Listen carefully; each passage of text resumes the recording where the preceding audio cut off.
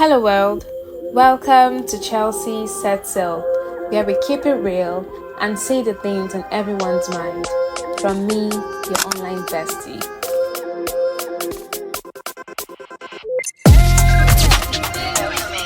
Hi everyone, I know it's been a minute. It's also been a minute for me too. How have you been? Have you missed me? Because I know I have missed you a lot.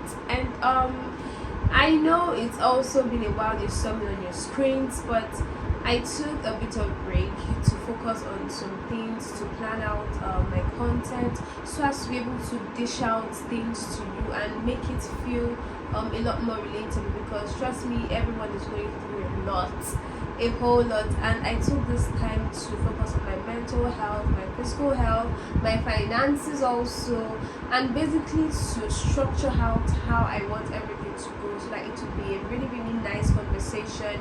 It's going to be engaging, it's going to be very much relatable, and trust me, I came up with a whole lot. So please don't forget to stay tuned, do well to like and subscribe, and let's get into the video.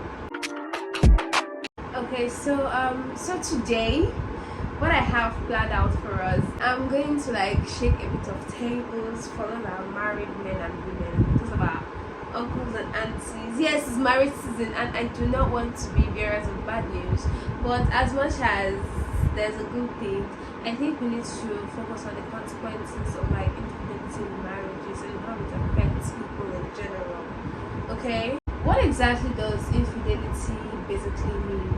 Infidelity basically means being unfaithful to your partner, if you know what I mean. It could be your thoughts, it could be your actions, and some people would actually debate the fact that if you think about being in bed with someone else or just thinking about it without actually acting upon it, is that being unfaithful?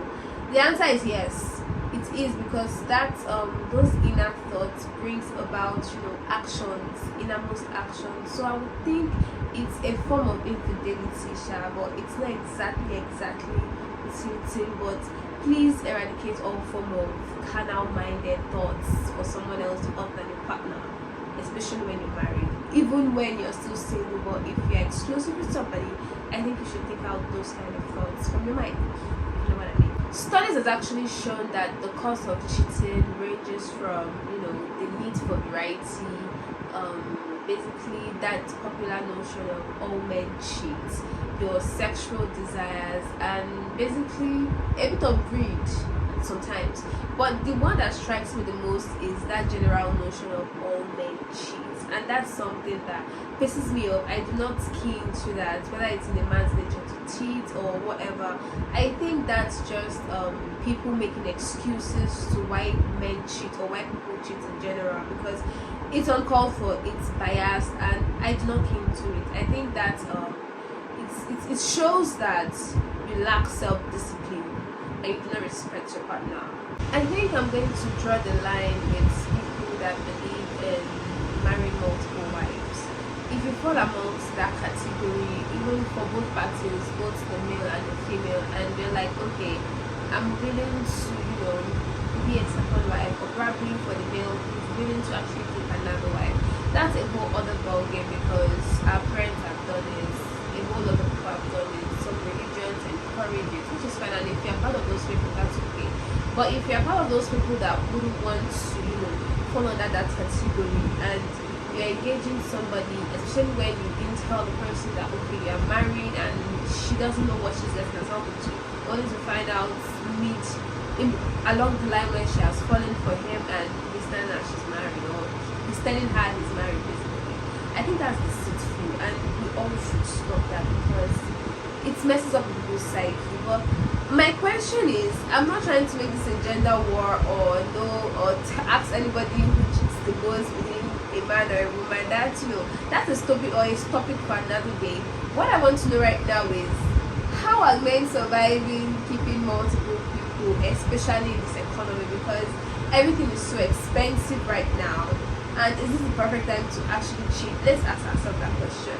Except you are making tons of money, but you could be like, okay, I can financially chest that. But if you are making less than what can feed your household, or basically what you're making is what's feeding your household, where do you get the extra money to cheat? Because you won't tell me you're not going to buy a couple of gifts, you're not going to spend, you're not going to spend on outings, you're not going to spend on maintenance. Wigs are not cheap, they're quite expensive right now. Makeup, clothes, looking good. Let's not talk about fueling of car, if she has a car, her rent, and basically all of those things that attributes to basically living our everyday life.